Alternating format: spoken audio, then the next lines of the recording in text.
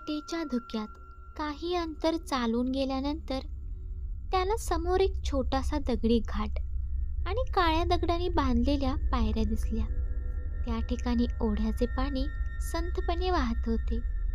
तेथे श्रीधरला गळ्यापर्यंत खोल असणाऱ्या पाण्यामध्ये एक व्यक्ती उभा असलेला दिसला. त्याचे फक्त मुंडके आणि आकाशाच्या दिशेने नमस्कार केलेल्या अवस्थेत असलेले दोन्ही हातच फक्त पाण्याच्या बाहेर दिसत होते. त्याला पाहून श्रीधरला आनंद झाला आणि तो तेथेच घाटावरील दगडावर ठाण मांडून बसला. तो पाण्यातील व्यक्ती बराच वेळ डोळे बंद करून त्याच अवस्थेत ध्यानात मग्न होता. काही वेळानंतर आकाशात सूर्य उगवल्यावर त्याने 1 मिनिटभर पाण्यामध्ये डुबकी मारली आणि नंतर चालत चालत ओढ्याच्या कडेला असणाऱ्या त्या पायऱ्यांच्या दिशेला आला. उंचपुरा आणि काटक शरीरयष्टी, वय साधारणपणे 50च्या जवळपास. अंगावर फक्त पांढरे शुभ्र धोतर होते. बाहेर येताच त्याने एका दगडावर ठेवलेला त्याचा पांढरा पंचा उचलून खांद्यावर टाकला. श्रीधर अजूनही त्याचे निरीक्षण करत होता. डोक्यावर दाट आणि काळेभोर बारीक केस आणि त्यामधून बाहेर आलेली खांद्यापर्यंत रुळणारी लांब लचक शेंडी, पाणीदार डोळे आणि चेहऱ्यावर दिसणारे तेज पाहून हेच ते वासुनानांनी सांगितलेले शंभूगुरव आहेत हे श्रीधरने ओळखले. त्याने लगेच पुढे जाऊन त्यांना नमस्कार केला. नमस्कार महाराज, मी श्रीधर, सरकारी शाळा मास्तर आहे. माझ्या एका विद्यार्थ्याला भूतबाधा झाली असल्याची मला दाट शंका आहे. त्यासंबंधी मला तुमची मदत हवी होती, श्रीधर नम्रपणे म्हणाला. शंभूने काही क्षण श्रीधरकडे निरखून पाहिले. भूतबाधा? पण मी तर असली सर्व कामे काही वर्षांपूर्वी सोडून सर्वांपासून अलिप्त झालो आहे. मग तुला माझ्याकडे कोणी पाठवले? मला वासुनानांनी पाठवले आहे महाराज. तुम्ही फक्त एकदा त्या मुलाला पाहून घ्या. कदाचित तुम्हाला पाहूनच समजेल त्याला नक्की काय झाले ते. नंतर हवे तर तुम्ही फक्त जो काही उपाय असेल तेवढा सांगा, मग माझं मी करेल. तो माझा विद्यार्थी आहे हो. मी त्याला माझ्या नजरेसमोर दिवसेंदिवस खंगत चाललेला नाही पाहू शकत. श्रीधरने शंभूला विनंती केली. ठीक आहे, संध्याकाळी मारुती मंदिराच्या बाहेर भेट मला आणि नेमकी तुझी समस्या काय आहे ते सांग. एवढे बोलून शंभू तिथून निघून गेला आणि श्रीधर त्याच्या घरी परतला. सायंकाळी श्रीधर शाळा सुटण्याच्या आधीच शाळेतून बाहेर पडला आणि वेशीजवळच्या मारुती मंदिरात गेला. तेथे शंभू एका कळशीमधल्या पाण्याने मूर्तीची साफसफाई करताना त्याला दिसला. अंगावर तसाच पेहराव होता जो श्रीधरने सकाळी पाहिला होता. पांढरे धोतर आणि पंचा. ये मास्तर, दर्शन घे आणि जरा वेळ बस, श्रीधरला पाहताच शंभू म्हणाला. शंभूने लाल भडक शेंदूर तेलामध्ये मिसळला आणि मारुतीच्या धुवून स्वच्छ केलेल्या मूर्तीला फासू लागला. बरं ते जाऊ दे, तू काय म्हणत होतास सकाळी ते भूतबाधेचं? शंभू आता मुद्द्यावर आला. श्रीधरने त्याला रघु आणि देसाई गुरुजींची पूर्ण माहिती सांगितली आणि त्याला आलेले अनुभव पण सविस्तर सांगितले. श्रीधरचे बोलणे ऐकता ऐकता शंभूने शेंदुराचा शेवटचा हात फिरवून मूर्तीला रुईच्या हिरव्या पानांचा मोठा हार घातला आणि आजूबाजूला पडलेले नारळाचे सुकलेले तुकडे, तेलाचे मोठे डाग स्वच्छ करायला सुरुवात केली. म्हणजे रघुवर देसाई गुरुजींची माया होती आणि अकाली शरीराचा त्याग करत असताना लहानगा रघु एकटाच त्या विहिरीजवळ होता. तर असं असेल तर देसाईच्या आत्म्याचा काही अंश रघुच्या शरीरात प्रवेश करणे सहज शक्य आहे. पण तो अंश त्याच्या शरीरामध्ये किती प्रमाणात भिनलाय हे त्याला पाहिल्यानंतरच समजेल. उद्या शाळा भरायच्या वेळेस मी येतो तुझ्याकडे, मला पाहू दे त्याला. दुसऱ्या दिवशी सकाळी श्रीधर आणि शंभू दोघे जण शाळेच्या एका रिकाम्या असणाऱ्या वर्गातील खिडकीत उभे राहिले. थोड्याच वेळात शाळेचे मुले मुली येण्यास सुरुवात झाली. दुरूनच रघुने तोंड आणि एक हात वाकडा झालेला रघु एका पायाने लंगडत शाळेच्या गणवेशात येताना पाहून इशाराने शंभूला दाखवले. शंभूने तसे बारकाईने निरीक्षण केले. तुझा संशय बहुतेक बरोबर असावा असे मला वाटतंय. त्याचा सुकलेला चेहरा आणि लाल डोळे आणि ही अपंगत्वाची व्याधी शारीरिक असेल असे मला वाटत नाही. जसा जसा त्याच्या शरीरातील देसाईच्या आत्म्यांचा अंश वाढत जाईल तसतशी त्याची शारीरिक आणि मानसिक व्याधी पण वाढत जाईल. बरे झाले वेळीच तुझ्या लक्षात आले ते. शंभूने आपल्या संशयाला दुजोरा दिला आणि रघुच्या प्रकरणामध्ये रुची दाखवली. हे पाहून श्रीधरला आनंद झाला. मग आता आपल्याला काय करावे लागेल महाराज? सगळ्यात पहिल्यांदा हे सिद्ध करावं लागेल की त्याला खरोखरच भूतबाधा झालीये. अशा भूतबाधाग्रस्तांवर इलाज करताना कधी कधी त्यांच्यावर मृत्यूही ओढवू शकतो. तू त्याचा शाळा मास्तर आहेस, पालक नाहीस. त्यामुळे सर्वात आधी त्याच्यावर उपचार करायचा का नाही याबद्दल त्याच्या घरच्यांकडून परवानगी घ्यायला लागेल, शंभूने स्पष्ट केले. त्याच्या घरी फक्त त्याची आई असते महाराज, आणि मला नाही वाटत ती माझ्या शब्दाबाहेर आहे.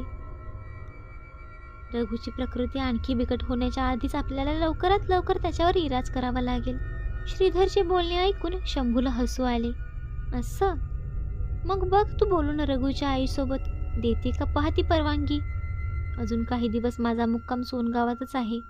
आणि हां, मला भेटण्यासाठी तुला पहाटे ओढ्यावर यायची गरज नाही बरं का. मी दररोज सायंकाळी मारुती मंदिरात भेटू शकतो. एवढे बोलून शंभू तिथून निघून गेला. शंभूला निरोप देऊन श्रीधरने वर्गात जाऊन मुलांचे काही विषयांचे तास घेतले आणि नंतर सगळ्यांना अभ्यासाला लावून तो शाळेबाहेर पडला आणि थेट रघुच्या घरी गेला.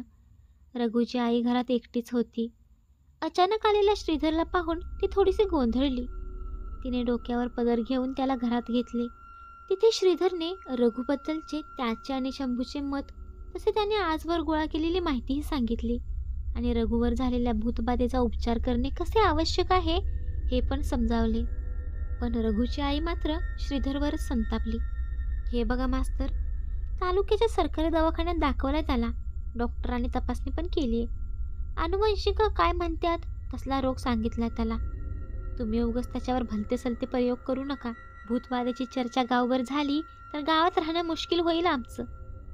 तर असलं अपंग पोरग घेऊन जायचं कुठे मी? रघुच्या आईच्या बोलण्यात पण सत्य होतं. ठीक आहे हो ताई, मला शंभू महाराज म्हणालेच होते तुमचा विश्वास बसणार नाही म्हणून. पण तुमचा विश्वास बसावा म्हणून मी तुम्हाला सिद्ध करून दाखवेल की त्याला कुठलाही अनुवंशिक रोग झालेला नसून देसाई गुरुजींची भूतबाधा झाली आहे. फक्त तुम्ही एकच काम करा, आपल्यामध्ये झालेल्या ह्या चर्चेबद्दल रघुला आणि कुणालाच काही बोलू नका. पुढचे 2 दिवस श्रीधरने बारकाईने सर्व प्रकरणावर विचार करत एक योजना आखली. दुसऱ्या दिवशी वर्गामध्ये आल्यानंतर तो सर्व मुलांना उद्देशून म्हणाला, मुलांनो, आता काही दिवसानंतर आपल्या वार्षिक परीक्षा लागणार आहेत. पण मला दिसतंय की काही मुलामुलींचा अभ्यास खरोखरच चांगला आहे. पण काही जण परीक्षेमध्ये पास होतील असं मला वाटत नाही. तरी अशा अभ्यासात मागे पडलेल्या विद्यार्थ्यांना मी रविवारी सुट्टीच्या दिवशी खास एक शिकवणी देणार आहे. तरी ह्या रविवारपासून एकेकाला माझ्या घरी शिकवणीसाठी यावे लागेल. उद्याच्या रविवारी रघु येईल, पुढच्या रविवारी श्याम आणि नंतर रवी, असे सर्वजण येतील. जमेल ना सर्वांना? श्रीधरच्या ह्या योजनेला सगळ्या मुलांनी मोठ्याने होकार दिला. रघुने सुद्धा मान हलवून सहमती दर्शवली. दुसऱ्या दिवशी रविवारी सकाळी 10च्या आसपास रघु त्याच्या आईसोबत श्रीधरच्या घरी आला. मास्तर, नीट शिकवा बरं आमच्या पोराला. काही येत नसेल तर समजून सांगा. येते मी दुपारी 2 वाजता त्याला न्यायला परत. असे बोलून रघुची आई तेथून गेली खरी, पण ती तिच्या घरी न जाता सरपंचाच्या वाड्यावर जाऊन थांबली. श्रीधरने सौम्य भाषेत रघुचा अभ्यास घेण्यास सुरुवात केली. अभ्यास करताना रघुकडून काही चुकले किंवा त्याला काही जमले नाही तरी श्रीधर त्याच्यावर रागवत नव्हता. 1 तासभर अभ्यास झाल्यानंतर रघुच्या कानावर पायातील पैंजणांचा मंजूळ सोरा आला आणि त्याचे लक्ष थोडे विचलित झाले. श्रीधरचा डबा घेऊन शेवंत आली होती. आज तिने रोजच्यापेक्षा थोडा जास्तच शृंगार केल्यासारखा वाटत होतं. केसाच्या वेणीला झटका देत तिने एकदा रघुकडे पाहिलं आणि जेवणाचा डबा खाली ठेवला. अगं शेवंता, तुला सांगायचं विसरलोच मी. मला पाटील गुरुजींच्या घरी जेवणासाठी बोलावले होते. काहीतरी खास बेत आहे तिथे. हा जेवणाचा डबा राहू दे, मी रात्री खाईन. शेवंताने मान हलवून होकार दिला आणि ती तिथेच खाली बसून रघुचा अभ्यास पाहू लागली. थोड्या वेळाने श्रीधरने रघुला काही गणिते सोडवायला दिली आणि म्हणाला, रघु, मी जातोय पाटील गुरुजींच्या घरी. तू येथेच सांगितलेला अभ्यास करत बस. आणि 2 वाजता तुझी आई आली की तिच्यासोबत जा. शेवंता तुला हे काही काम नसेल तर थोडा वेळ बस जरा रघुसोबत. असे बोलून तो तिथून निघून गेला. आता त्या घरात फक्त रघु आणि शेवंता हे दोघेच राहिले होते. श्रीधर बाहेर निघून गेल्यानंतर काही वेळाने शेवंता उठली आणि तिने घराचा दरवाजा लोटून घेतला. केसांच्या वेणीमधला सुगंधी गजरा तिने पुढे घेतला आणि अभ्यासात मग्न असणाऱ्या रघुच्या अगदी जवळ त्याला खेटून बसली.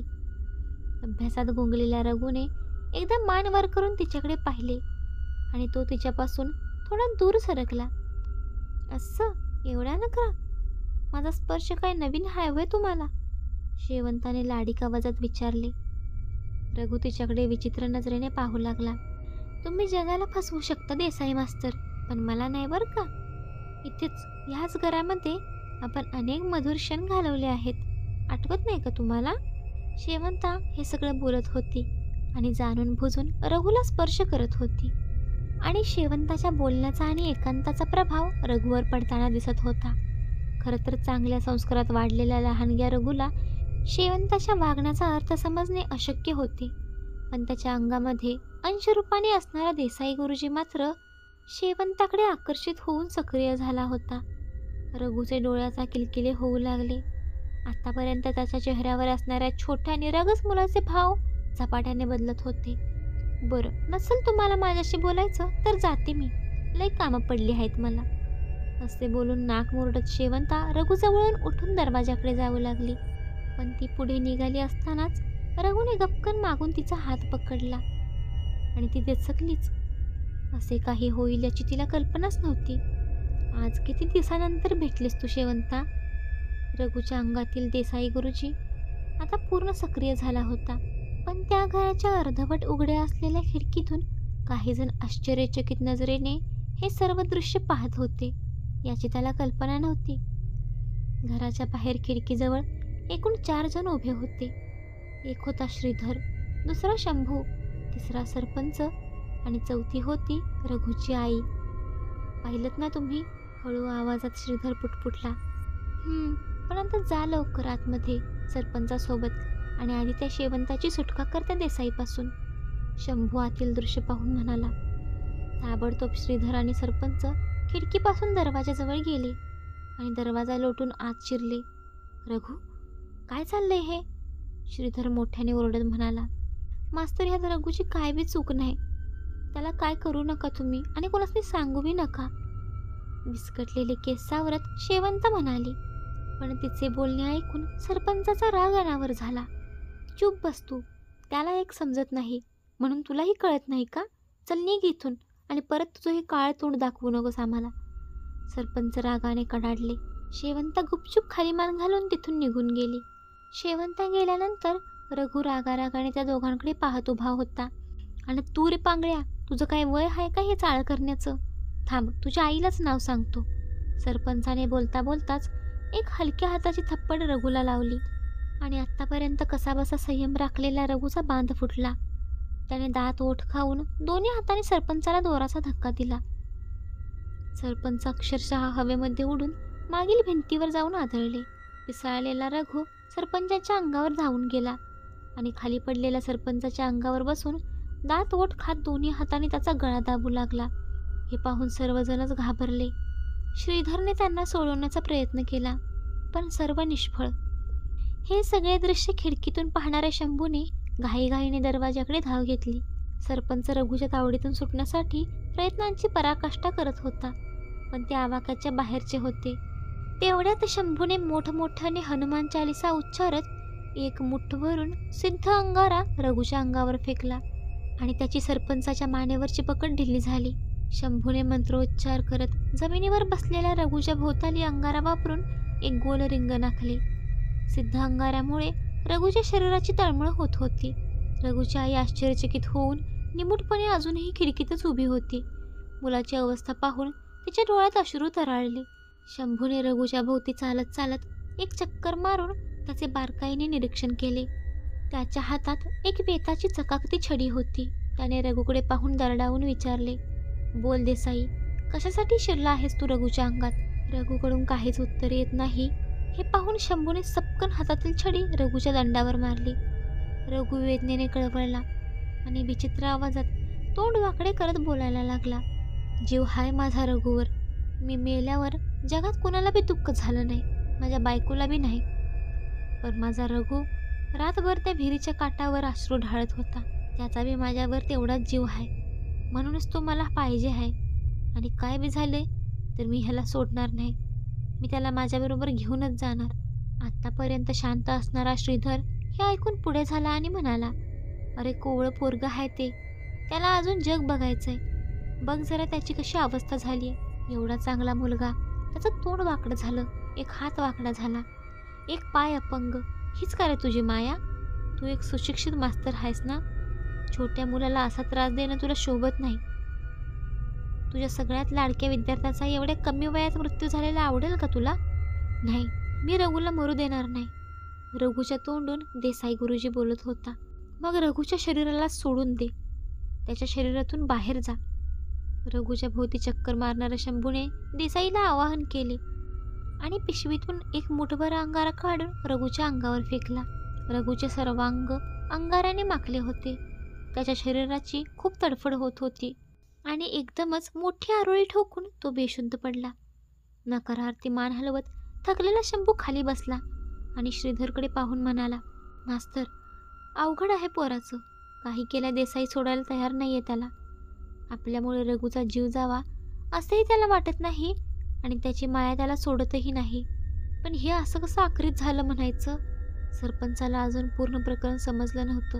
देसाई गुरुजीचा विहिरीत पडून मृत्यू झाल्यानंतर रात्री त्या विहिरीच्या काठावर बसलेल्या रघुच्या अंगात देसाईचा आत्म्याचा काही अंश त्याच्यावरील मायेपोटी सूक्ष्म अवस्थेत घुसून बसलाय. बहुतांश वेळी तो अंश सुप्त अवस्थेमध्ये असतो, पण त्याला हवे तेव्हा सक्रिय होऊन रघुच्या शरीरावर ताबा मिळवतो. त्यावेळी रघु हा रघु राहत नाही. जसजसे दिवस वाढत गेले तसतसे रघुच्या शरीरातील देसाईचा प्रभाव पण वाढत गेलाय आणि तसतसा रघुच्या मनावर आणि शरीरावरही विकृत परिणाम होत गेलाय. जर देसाई गुरुजी रघुचे शरीर सोडून गेला नाही तर यापुढे हा भूतबाधेचा विकृत परिणाम असाच वाढत जाईल, अगदी जोपर्यंत रघुचा मृत्यू होत नाही तोपर्यंत, शंभूने सरपंचाला समजावून सांगितले. मग आता ह्यावर काय उपाय आहे महाराज? पदराने डोळे पुसत घरामध्ये प्रवेश करत रघुच्या आईने विचारले.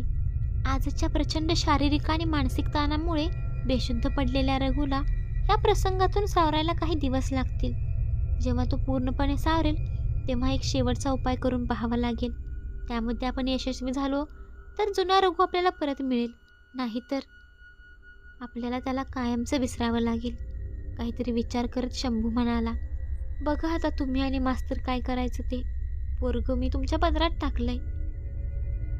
रघुची आई हंबरडा फोडत म्हणाली, प्रयत्न करणं आपलं काम आहे ताई, बाकी महाबलीची इच्छा. शंभूने त्याच्याकडील अभिमंत्रित काळा दोरा बेशुद्ध पडलेल्या रघुच्या उजव्या हातात आणि पायात आणि गळ्यातही बांधला. या धाग्यामुळे काही दिवस भूतबाधेचा प्रभाव थोडा कमी होईल. श्रीधर, तू आणि ताई याला असेच घरी घेऊन जा. आणि हां, हे सर्व काही जे तुम्ही पाहिलंय, जे तुम्हाला समजलंय ते रघुला आणि त्याच्या योगे देसाईलाही माहीत होऊ देऊ नका. शंभूच्या सूचनेनुसार श्रीधरने रघुला तसेच बेशुद्ध अवस्थेत उचलून त्याच्या घरी नेऊन झोपवले आणि तेथून घरी परत निघून आला. थोड्या वेळाने रघुच्या आईने बादलीभर थंड पाणी झोपलेल्या रघुच्या अंगावर ओतून त्याचा सगळा अंगारा धुवून काढला. थोड्या वेळाने रघुने त्याच्या पापण्या अलगद उघडल्या. अरे, काय झालं होतं बाळ तुला? केव्हाचा गाढ झोपी गेला होतास? किती वेळपासून उठवते मी तुला? रघुच्या डोक्यावरून हात फिरवत आईने काळजीने विचारले. रघुचे डोके प्रचंड जड झाले होते. अंगामध्ये तापही भरला होता. त्याला काहीच समजत नव्हते. बराच वेळ तो तसाच डोके पकडून त्या जागेवर काहीही न बोलता बसून राहिला. दुसऱ्या दिवशी सकाळी श्रीधरची शाळेत निघण्याची तयारी झाली होती. त्याने भिंतीवरच्या चौकोनी आरशात पाहून कपाळावरती अष्टगंधाचा ठिपका लावला. तेवढ्यात दररोजच्या प्रमाणे शेवंता जेवणाचा डबा घेऊन श्रीधरच्या घरात हजर झाली. मग मास्तर, कसं काय वाटलं तुम्हाला माझं कालचं नाटक? जमलं का नाही? डबा देत तिने श्रीधरला विचारलं. छानच होतं, पण नक्की नाटकच करत होतीस ना तू? कारण तुझ्याकडे पाहून तसे वाटलं नाही मला. श्रीधर थोडा नाराजीनेच बोलला. आत्ता बया, जसं तुम्ही सांगितलं तसं समज केलं की मी. तशी पण मी कुठे तयार होते असलं भलतं सोंग करायला. पण तुम्ही म्हणाले ह्या नाटकाचे 15 रुपये देतो म्हणून मी तयार झाले. पण तुम्हाला एक सांगू का? तुम्ही सांगितलं तरी मला हे खरं वाटलं नव्हतं की रघुला देसाई मास्तरांची भूतबाधा झाली म्हणून. पण काल मी समज पाहिलं आणि माझा लगेच विश्वास बसला. त्या दिवशी श्रीधरच्या घरामध्ये घडलेल्या भीषण प्रसंगापासून 2 दिवस रघु अंथरुणावर खिळलेला होता. नंतरच्या आठवडाभरात तो हळूहळू बरा झाला. पण जेव्हा त्याच्या आईने त्याला शाळेत जायला सांगितले तेव्हा त्याने स्पष्टपणे नकार दिला. उलट मी शाळेत कधीच जाणार नाही असे निक्षून सांगितले. आईला त्याचे भूतबाधेचे प्रकरण समजले असल्याने तिने त्याला शाळेसाठी जबरदस्ती केली नाही. ती दिवसा शेतात काम करायला जायची, पण रघु दिवसभर घरीच राहायचा. शेजारी पाजारांच्या घरी जायचा. त्याच्या शारीरिक अपंगत्वामुळे त्याला मित्रांबरोबर खेळता येत नसले तरी कसाबसा खेळण्याचा प्रयत्न करायचा. दरम्यान काही दिवस गेले आणि रघुची शारीरिक व्याधी जास्तच बळावली असल्याचे त्याच्या आईच्या ध्यानात आले. त्याचा चेहरा त्या दिवसेंदिवस जास्तच विद्रूप बनत चालला होता. तसेच तो आधीपेक्षा जास्त चिडखोर आणि हिकीखोर बनत चालला होता. तो आता रात्रभर न झोपता डोळे वासून अंथरुणावर बसून राहायचा. एके दिवशी तर खेळणाऱ्या मुलांनी त्याला चिडवल्याने त्याने गावातील 5 मुलांना मारून मारून रक्ताबंबळ केले होते. गावामध्ये त्याच्याविषयी वेगवेगळ्या चर्चा चालू लागल्या. त्याची ही अवस्था पाहून रघुच्या आईला अन्नपाणी गोड लागत नव्हते. एके दिवशी रघुविषयी ही सर्व माहिती रघुच्या आईने शेतात जाता जाता शाळेत येऊन श्रीधरची भेट घेऊन त्याला सांगितली.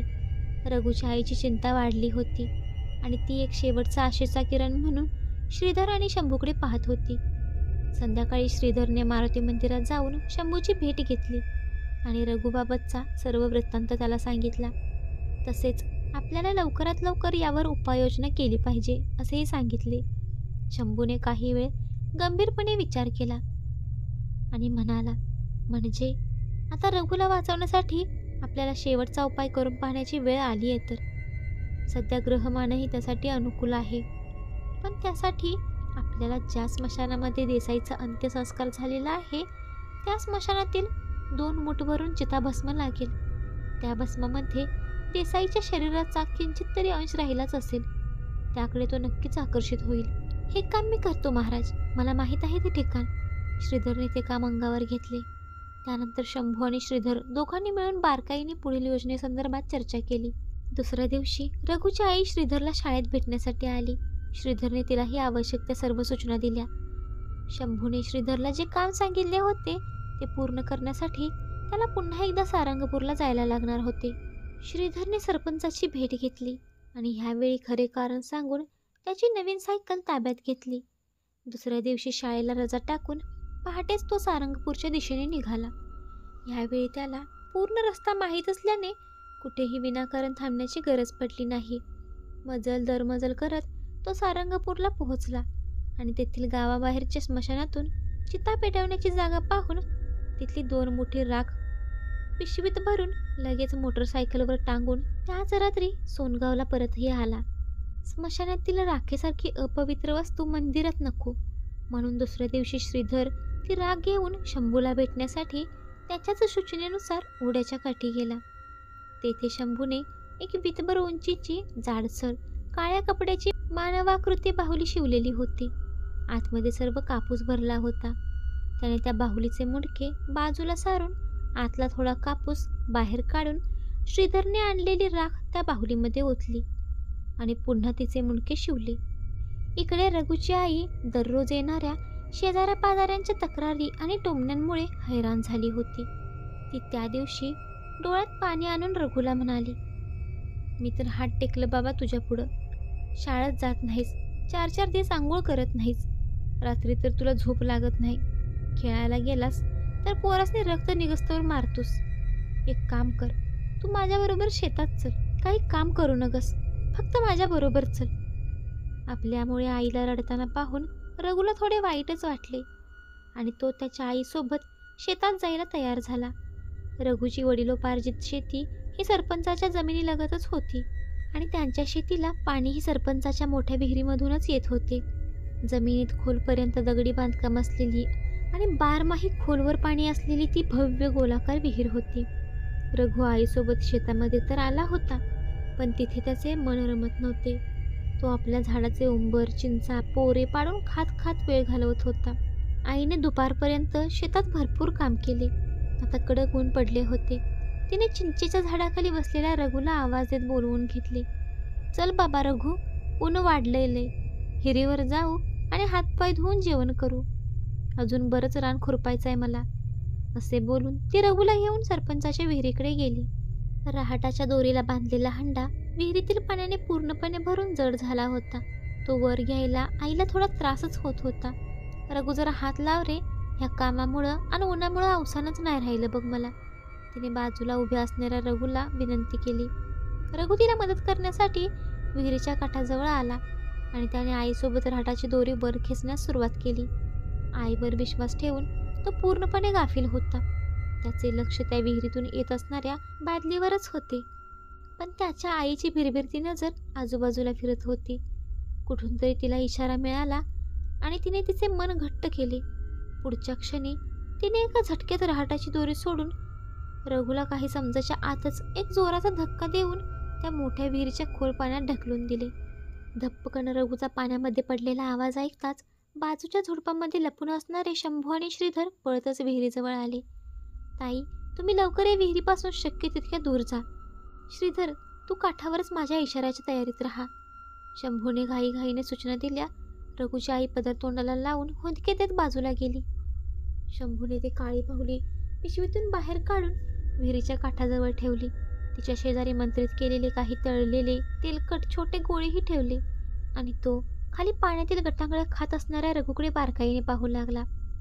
हातपाय हलवत पाण्यावर तरंगण्याचा व्यर्थ प्रयत्न करणाऱ्या रघुला त्याचे अपंग आणि अशक्त शरीर साथ देत नव्हते.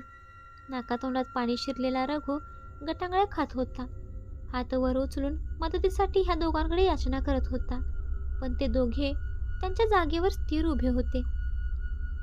काही क्षणातच रघु पूर्णपणे पाण्यामध्ये बुडाला आणि त्याच क्षणी एक गडद काळी सावली त्याच्या शरीरातून बाहेर पडून वर काठावर ठेवलेल्या काळ्या बाहुलीमध्ये समावली. मंत्रोच्चार करत शंभूने रुईचे पान तोडून बनवलेला छोटासा हिरवा हार त्या बाहुलीच्या गळ्यात घातला आणि श्रीधरला खुणेनेच इशारा केला. श्रीधरने एक दीर्घ श्वास घेऊन विहिरीमध्ये जेथे रघु बुडाला होता त्याच ठिकाणी पाण्यात एक खोलवर सूर मारला. विहिरीच्या पाण्यामध्ये जाऊन त्याने डोळे उघडले. विहिरीतील स्वच्छ पाण्यामुळे आणि दुपारच्या उन्हामुळे त्याला पाण्याखालीही थोडेसे अंधुक दिसत होते. पण तो पाण्यात बराच खाली आला तरी रघु त्याला कुठेच दिसत नव्हता आणि अचानक त्याला बाजूला काहीतरी चमकताना दिसले. तो रघुच्या अंगावरचा पांढरा सदरा होता. ताबडतोब त्याने रघुच्या खांद्याला पकडले आणि त्याला खेचत वर आणले. प्रमाणापेक्षा जास्त वेळ श्वास रोखून धरल्याने त्याची चांगलीच दमछाक झाली होती. तरी पण कसाबसा तो पाण्याच्या बाहेर येण्यात यशस्वी झाला. नंतर शंभू आणि रघुच्या आईने दोराच्या सहाय्याने दमलेला श्रीधरला आणि बेशुद्ध पडलेल्या रघुला बाहेर खेचून काढले. रघुला शुद्धीवर आणून सगळेजण रघुच्या घरी आले. ताई, काळजी करण्याचे कारण नाही. आता लवकरच रघु शुद्धीवर येईल. त्याच्याबरोबर त्याच्यासाठी